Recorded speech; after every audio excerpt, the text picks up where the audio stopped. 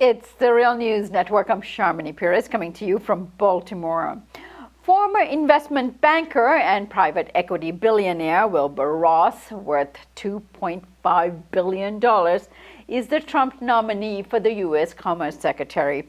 He's currently undergoing a confirmation hearing before the Senate Committee on Commerce, Science, and Transportation. Mr. Ross's confirmation hearing was moved from last week because he had no time to finish the ethics and financial disclosures paperwork, which are intended to deal with potential conflict of interest.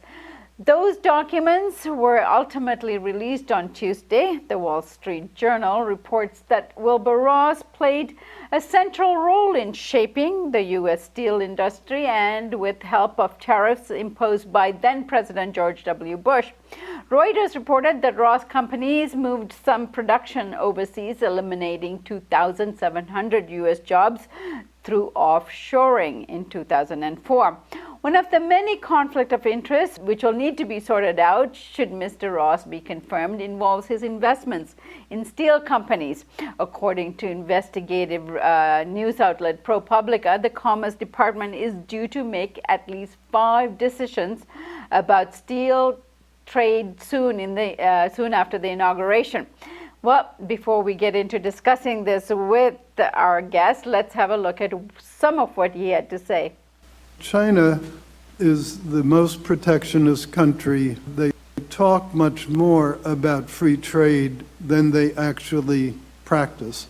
We would like to levelize that playing field and bring the realities a bit closer to the rhetoric. I think we should provide access to our markets to those countries who play fair, play by the rules, and give everybody a fair chance to compete.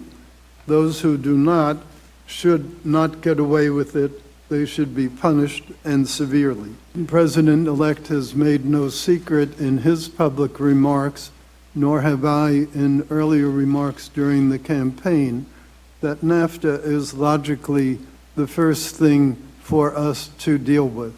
We ought to solidify relationships in the best way we can in our own territory before we go off to other jurisdictions. I am not anti-trade. I am pro-trade, but I'm pro-sensible trade, not pro-trade that is to the disadvantage of the American worker and the American manufacturing community. Joining us now to discuss Wilbur Ross and the position of Commerce Secretary is Bill Black. Bill is an associate professor of economics and law at the University of Missouri, Kansas City. He's a white-collar criminologist and a former financial regulator and the author of The Best Way to Rob a Bank is to Own One. Thanks for joining us, Bill. Thank you. So, Bill, let's start with the position of Commerce Secretary. Why is it so pivotal to our economy? Well, in truth, it hasn't been a pivotal position to our economy for many years. It's been the place where presidents have put leading fundraisers. And unlike Treasury, which has real day-to-day control on most aspects of financial policy, Commerce hasn't been terribly active in doing things on a policy basis other than the Small Business Administration, which really does play a fairly powerful role, and of course is not something that Ross is talking about as any kind of priority. Bill, President-elect Trump and now his Commerce Secretary Ross are also focusing in on NAFTA.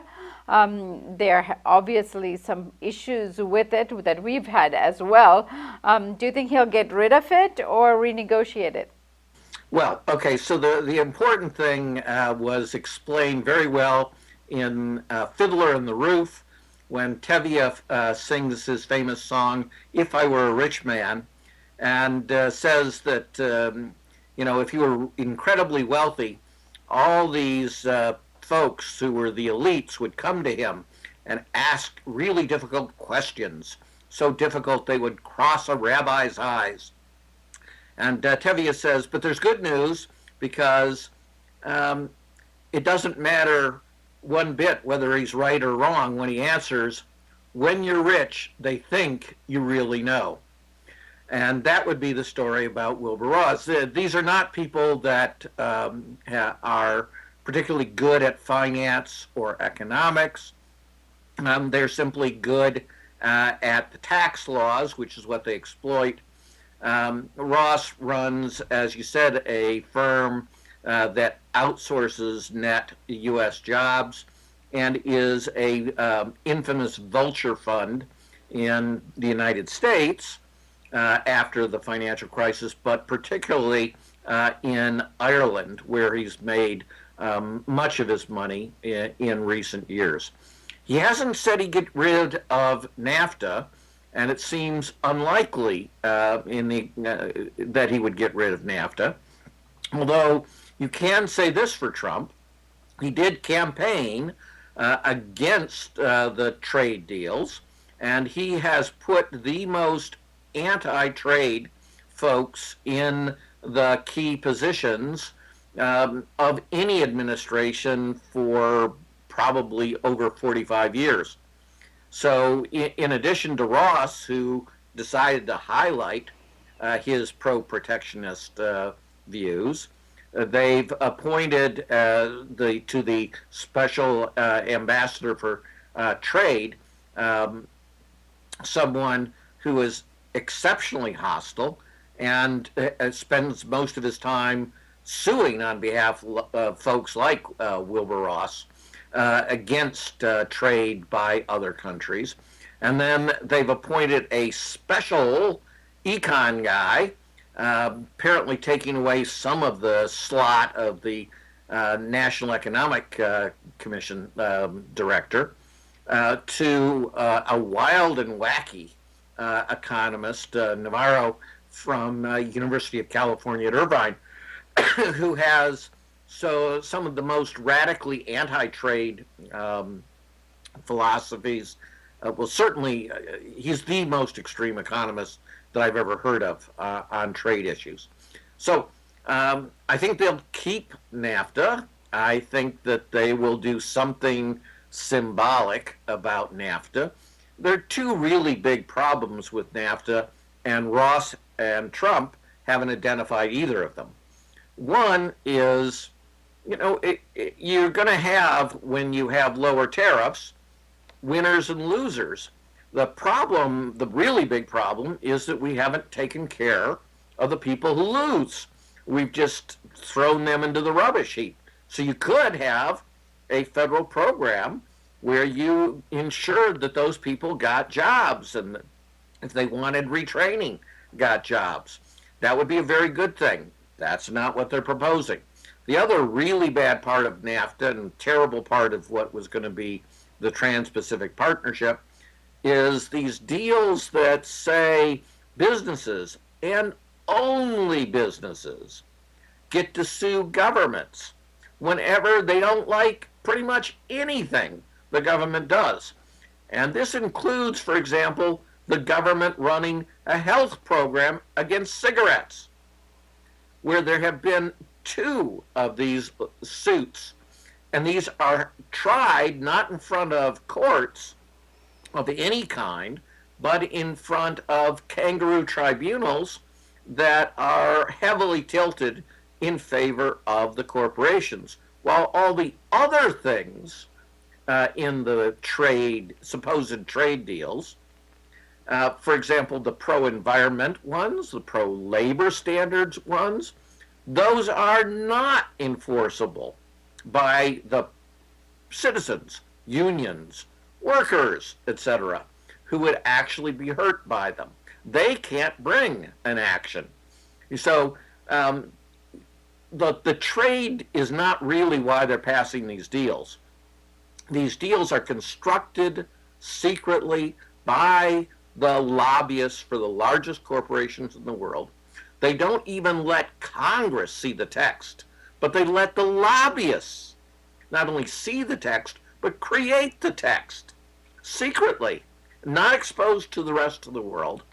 And what they always want is this ability to sue to prevent any kind of effective safety and health regulation.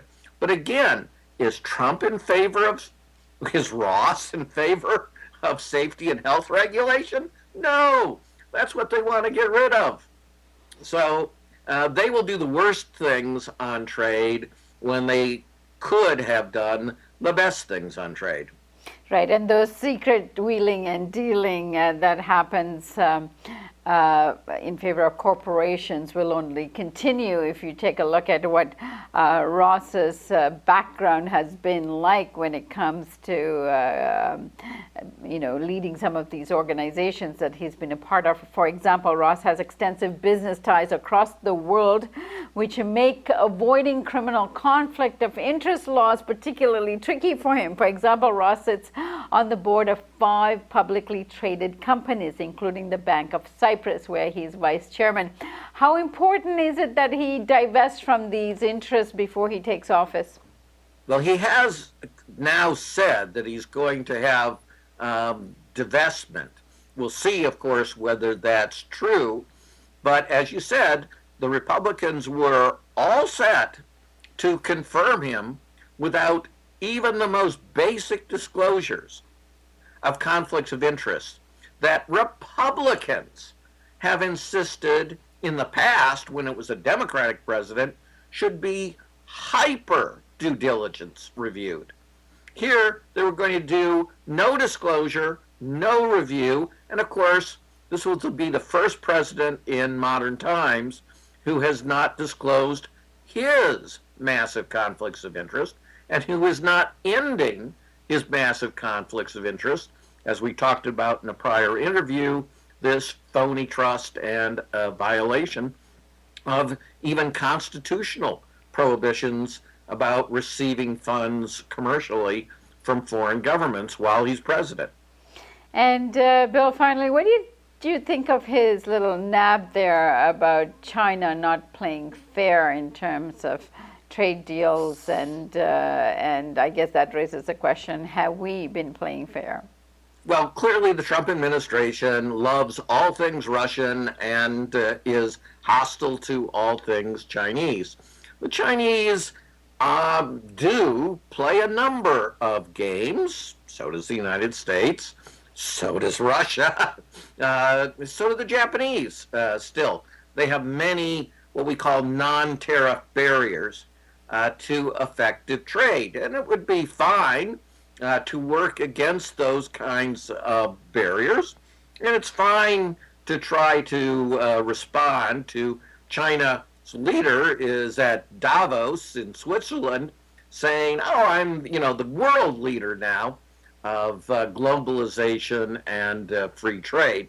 There is a lot of hypocrisy to that. And so, that's sort of politics as usual. But I'm happy that, Trump administration is so determined to, in favor of fairness that they've invented a new word to describe it. They're going to levelize the playing field.